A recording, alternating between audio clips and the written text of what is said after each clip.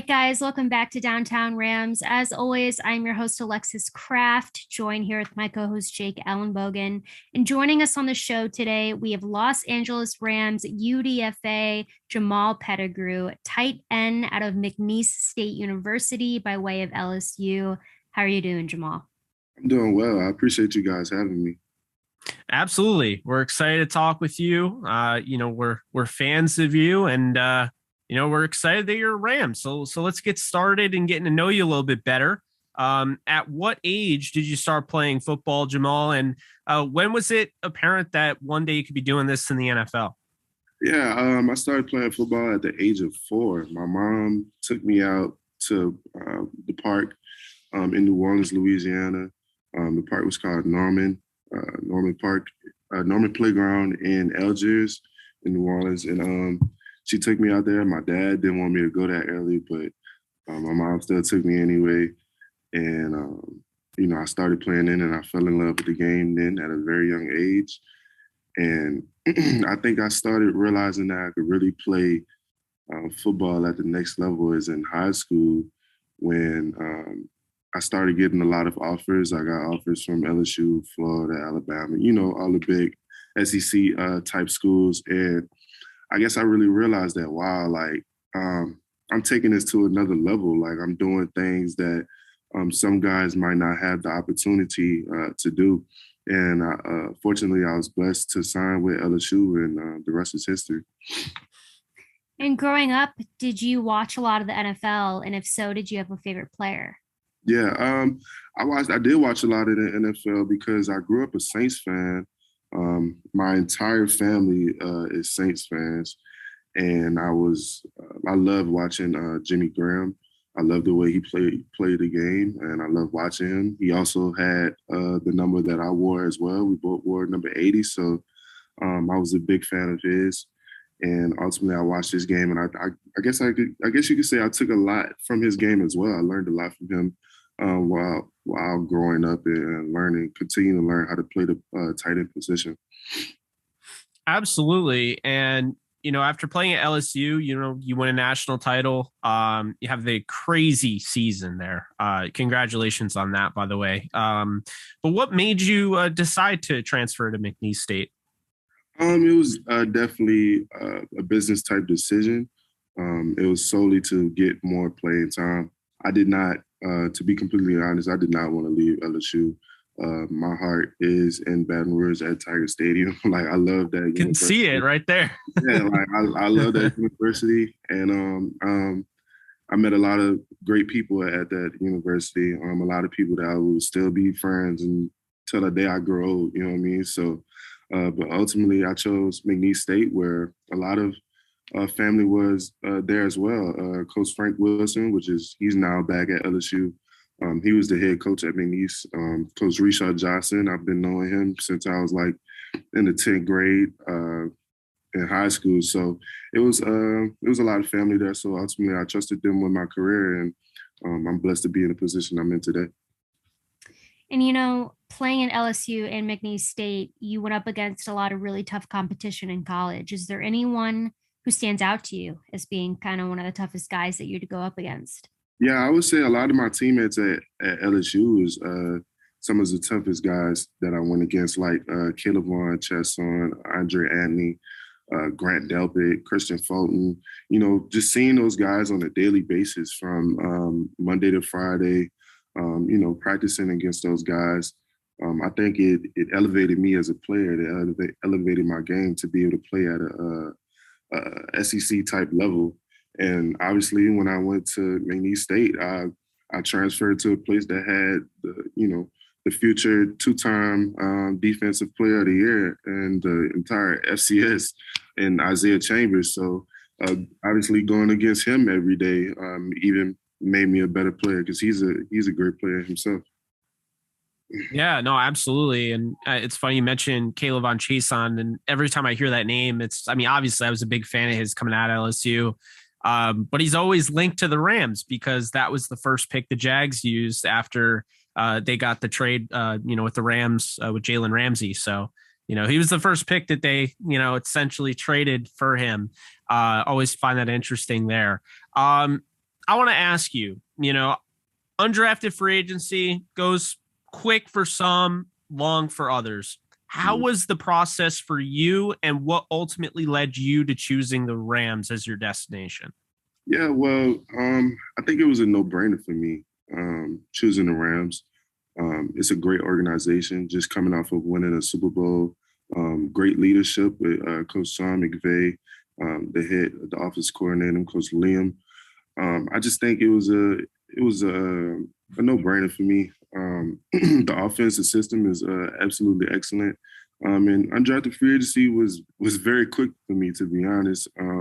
I had been talking to the Rams for about a month prior to the draft. Um, yeah, about give or take a month. You know what I'm saying? Yeah, I was always talking to the Rams, and when they called me at the beginning of the seventh round, they offered me an undrafted free agency deal. I think it was a no-brainer to take it, and I took it. Then in the seventh round, and as soon as the seventh round ended, I signed that contract and sent it back to him. That's awesome. Awesome. That's awesome. But how do you feel the Rams plan on utilizing your skill set? Um, At first, I got to prove myself first in practice, but ultimately, I think Coach Thomas Brown is trying to change the tight end room into a more versatile type room. He wants guys in that room that can do both pass blocking, run blocking, and go out and catch balls and run routes and get open. So obviously, I think the Rams are going to use me in both roles, whether be going out and catch passes and also being able to stay in the run game and be an extra lineman. Yeah, and I just got to ask you a question, kind of follow-up question with that whole process, because I haven't really ever asked a UDFA this, and I probably should.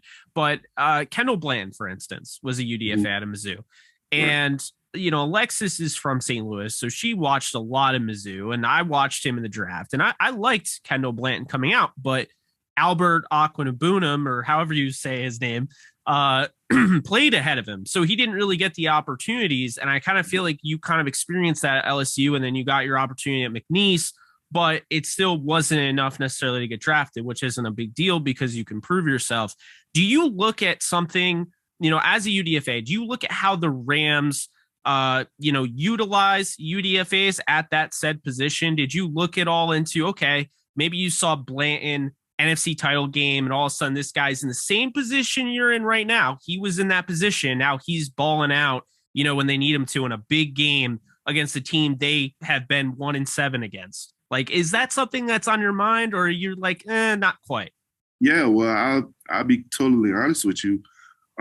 It was something that Coach Brown put on my mind. Being that when he called me to talk to me and get a feel for me, the type of person that I was, he told me, like, look, we utilize undrafted free agents. Of course, you have to come in, you have to prove yourself, but we look at everybody the same. And he told me that, Kendall Bladden was a undrafted free agent, and he got an opportunity to play, and he made the most of his opportunity. So, it's just all about coming in every day, ready to work, being consistent, and ultimately just showing up to work, just ready to work and prove what you could do and prove that you can be a service of this team. Totally agree with that. Great answer. And just in your opinion, what would you say is the most important trait for a tight end to have? I think the most important trait is overall being open to doing both in the offense, being open to going out, catching passes, and being an outlet for the quarterback, and also being in the run game and being able to block and be physical with bigger defensive ends. Because in today's game, we have to be able to do both. Of course, you have the guys that can go out and run routes, but there are also guys like Tyler Higbee and George Kittle that can do both and be even more help to their teams and be more valuable in today's game. Yeah. And I mean, I think you tested extremely well, if I'm not mistaken, Mr. Athlete over here. Um, I mean, I was going to ask you, kind of going into this, what your biggest strength is as a player, but, I do know that athleticism is a big deal for your style. And that's why, at least for myself, I don't want to speak for everyone, every Rams fan out there, everyone that covers the Rams but at least for myself, when I'm doing the research and, going through all the UDFAs and going through all the signings in general. And, I'm doing some background research on you like long before this interview. And I'm like, man, like this guy's really athletic. Like, why did he go undrafted? And I always wondered because I mean, more and more every year, I find that like the best players that should easily get drafted don't. Like, it's getting to be ridiculous at this point. You have like third rounders, in my opinion, that are going undrafted and then doing stuff in the league. So I was just curious, and like I came across your McNeese tape, and I was like, okay, like this guy can play, and I was like, what's the big deal? And it's exactly like going back to what you said at LSU. It just, obviously you loved LSU, but you just didn't get that opportunity. And it's like, then you get the opportunity with McNeese and it's like, it's obvious. So, obviously the athleticism and the testing puts you out there, but if you watch the film, it was always there to begin with. So I just wanted to throw out there, but now I'll ask you the question. What is your biggest strength as a player? Yeah, I would say my biggest strength as a player is being able to um, pair the physicality and the athleticism. And I think when you put those two together, you get a pretty good player, and you get a player that's able to help your team in all forms, whether it be on special teams or on whatever particular position they play. And I think that's big in today's game, being able to be very athletic and also physical as well. For sure. And, as preseason approaches, is there anything specific that you've been looking to improve on? I'm looking to improve all areas of my game, to be honest. I want to be the best me going into preseason and training camp, and be able to show these coaches that, hey, I want to help this team get to another Super Bowl. I want to be able to contribute in any way possible. Yeah, I mean, absolutely. I think that's a really good point there. And just real quick, I wanted to ask you, have you been able to have like any sort of, I know it's early on in the process, but have you been able to like interact at all with Higbee, Hopkins and Blanton? Yeah, I mean, we in the room every day with those guys. Me and Roger, being the new guys, the new rookies and everything. We're in the room every day with those guys. We're in the locker room with those guys. We do individual drills and OTAs. So those guys have been nothing but open arms to us. And it's especially for me, they took us under their wings. We have a saying with the Rams, we not me. And those guys are, they're like the poster child for we not me, because they are the vets, and they take us in, they teach us, and they try to slow things down for us and just try to help us in the best way possible. And I love those guys for it, and I look forward to learning more about them and learning more from them. For sure. And what are you bringing to the LA Rams? What is Jamal Pettigrew bringing to the Rams as a player? As a player, I'm bringing versatility, being able to help this offense in any way possible, whether it be the route, running game, pass catching, or being able to be stay in and be a run blocker or a pass blocker, but also to contribute to special teams in any way possible.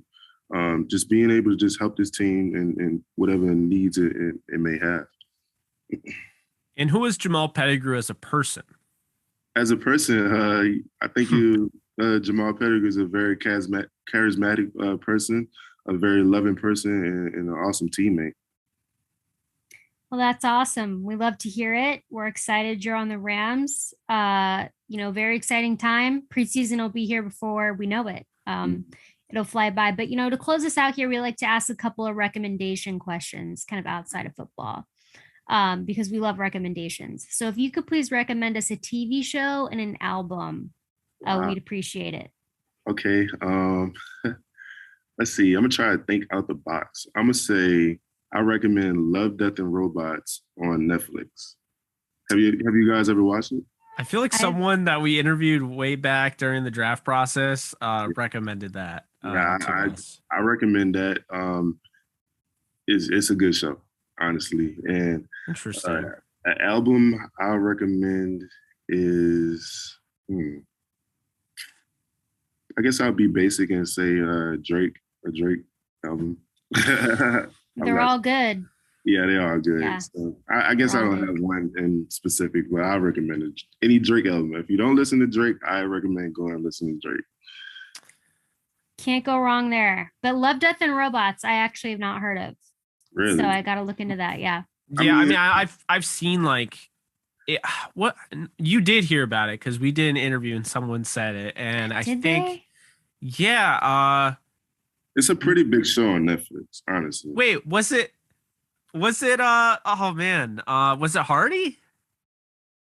I think Daniel Hardy might have Hardy? mentioned it. Yeah, I think Hardy might have mentioned it. Maybe I'm wrong, Maybe. I don't but know. I have yeah, no like idea. whoever mentioned it, and I feel bad now that we don't even remember, but they said something like the artwork was just so good. Like it's Yes. like the animation is just next level. So Yeah, it uh is. And sometimes it's not even animated. It looks very well, it might be still animated, but it looks very like realistic. You know what I mean? Like it was like Mhm. filmed. So it's next level for sure.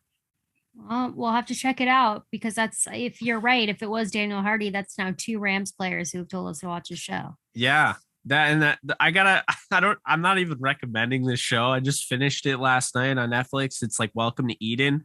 That thing was weird, man. Wow. Yeah, if you ever want something just like weird to just watch, it's a bunch of kids that are trapped on an island and it's like a cult. And yeah, I'm not gonna get into it. Like if you want to check it out, by all means, it's entertaining at the very least, but it's Yeah. just weird. Yeah, Yeah, you got one? well, I was thinking I'm very into docu-series lately. Just kind of like, a couple episodes.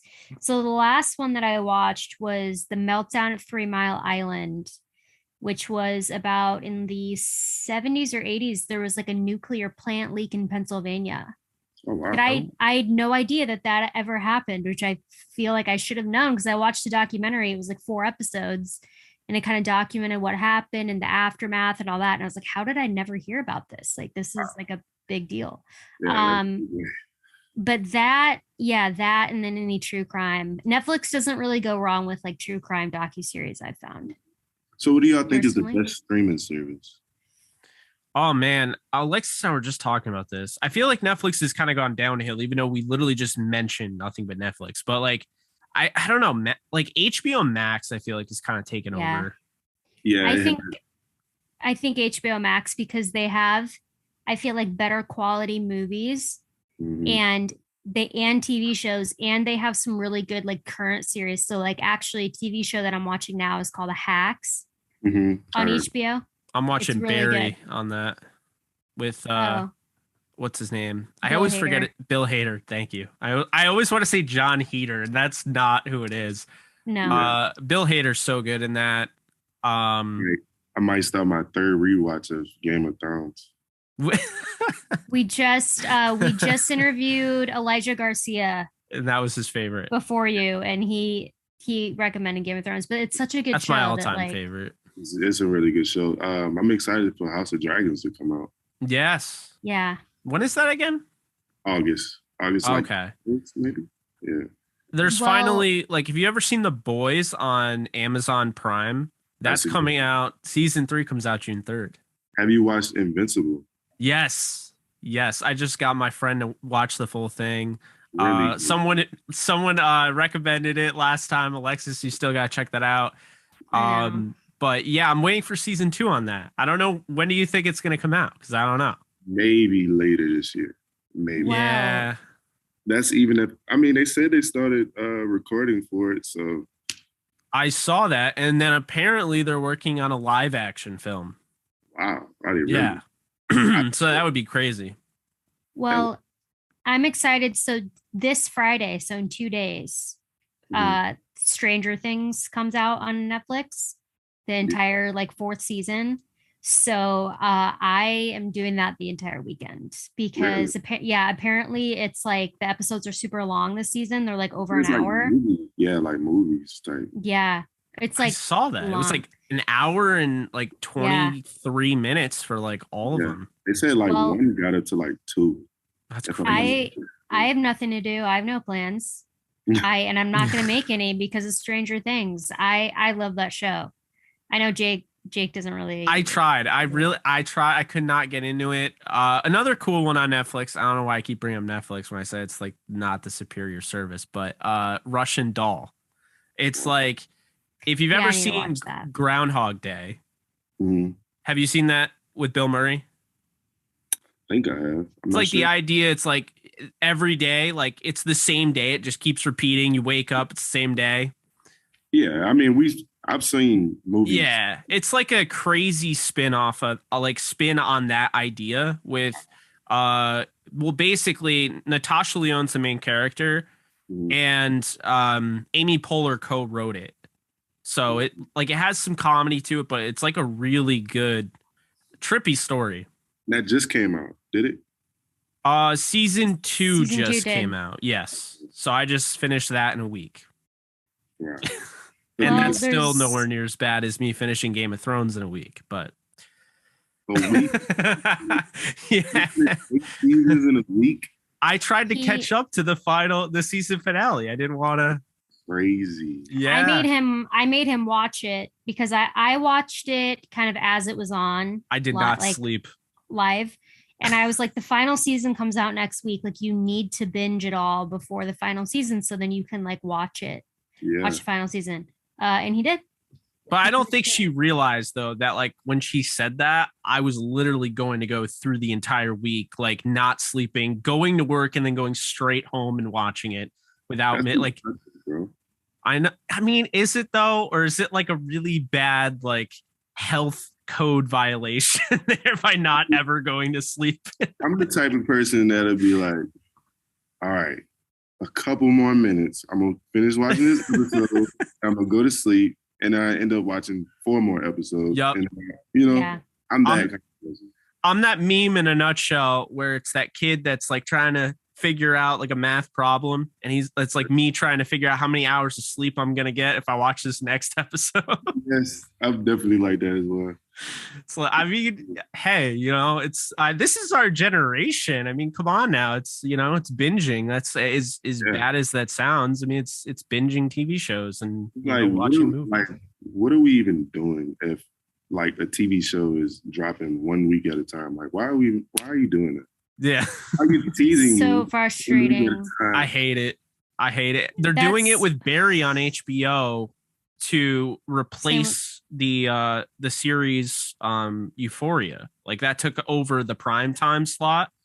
It's a 30-minute show.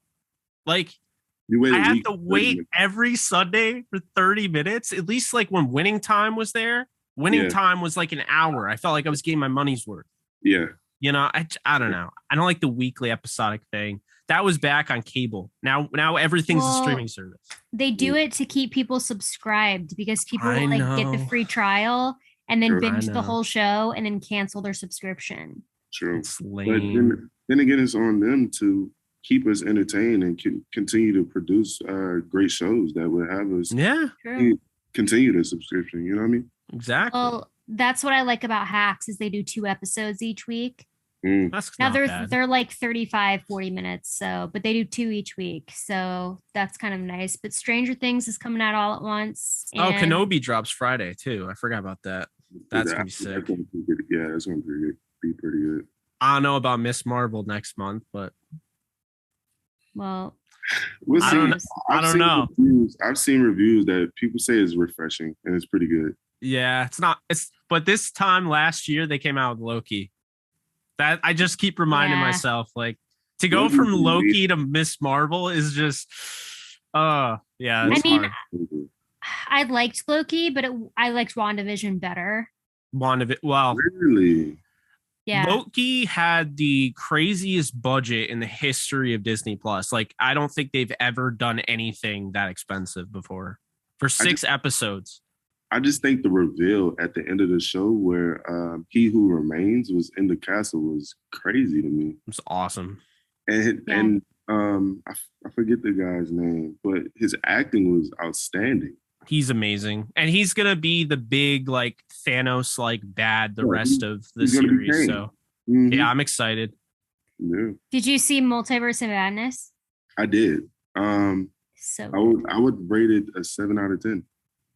Really? See, I liked it.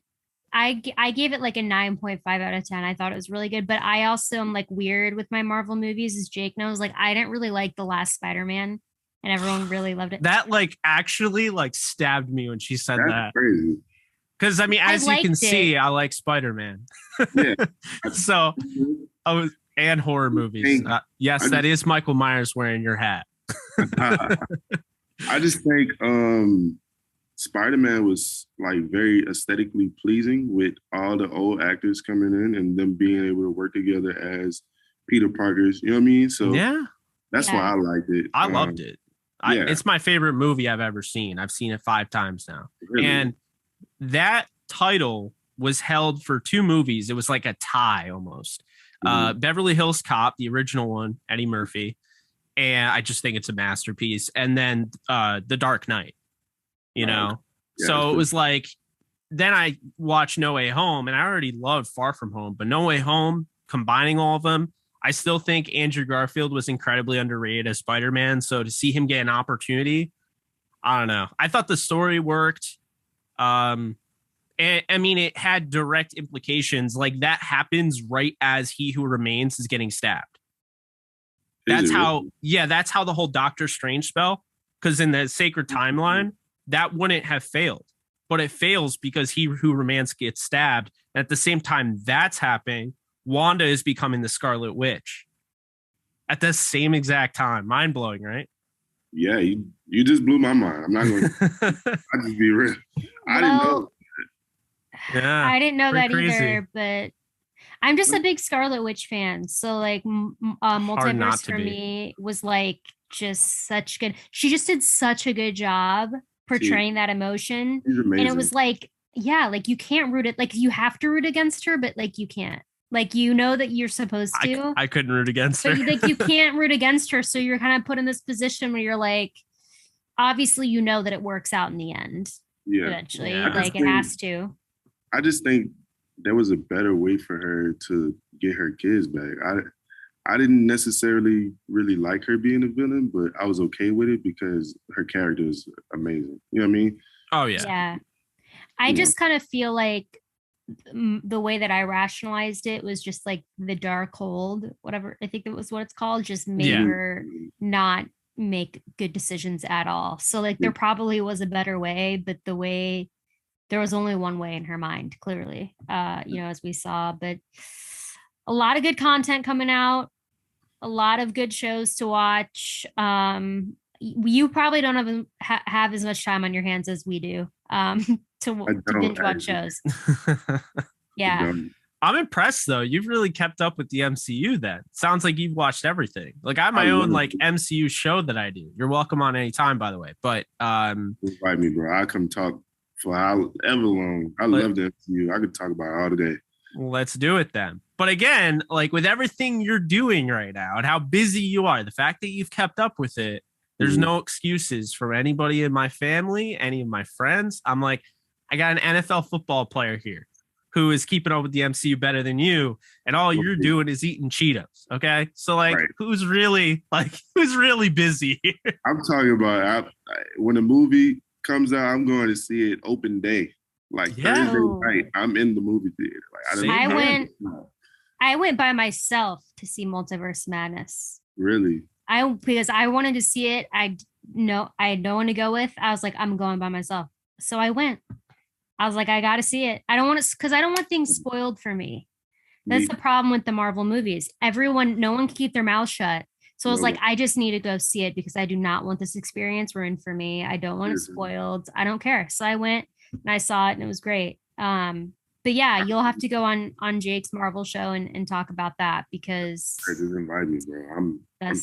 I love absolutely. It. You're on Twitter, right? Yeah, I'm on Twitter. All right, I'll hit you up. Okay. Sounds good. Yeah, and obviously you're welcome to, Alexis. I mean, don't be a stranger there. We saw Endgame together. I mean, that was and I crazy. cried. She did cry. I did cry. I think I cried a little bit. I mean, it was like the culmination of how many movies? Like, come on. Well, how can you not cry? What I cried when it was the scene where as Captain America was like by himself, and then all of a sudden everyone showed up through the portal, and like all of a sudden like behind him, and I was like, how can you not cry? Like, yeah, that was impactful. It was emotional, and I didn't care, but everyone saw. And way more emotional now, believe it or not, because of the death of Chadwick Boseman. Now it's way more like it has a completely different meaning. Yeah. Yeah. Sure. Well, at the time as well, I just I let the tears fall. But Waterworks, I got you. On that note, Jamal, thank you so much for coming on the show. Thank you for having me. Really appreciate it. Might have been our longest interview since Kurt Warner. Because we went into a whole different. I'm here for it, man. This is what we try to do. You know, you get conversation and you get things going. I mean, I don't even remember you recommended Love, Death, Robots, and now we're talking about the MCU. Yeah. See, just saying, this is how this works. Yeah, that's true. Well, we do appreciate it, the football talk and the TV talk, yes. all of it. Yes, we do. You're welcome back anytime on the show that you want to come back. You know, maybe preseason we'll invite you back on or after or whenever you want. Just let us know. But thank you very much. Stay healthy during this time. Definitely stay healthy, and we'll definitely be in touch. Thank you so much again. Thank you for having me. I can't wait to represent the Rams well. Absolutely. You got a pretty awesome number there, if I'm not mistaken, 81. And you know who's worn that. So big shoes to fill, my guy. I'll try to fill them as best as possible. Absolutely. Well, hey, we'll be in touch. You are more than welcome to come on that show. I'll get in touch with you. And, you know, if there's anything we can do to help you out, just let us know. Thank you. Thank you so much. Absolutely. Take care, my man. All right. You guys too.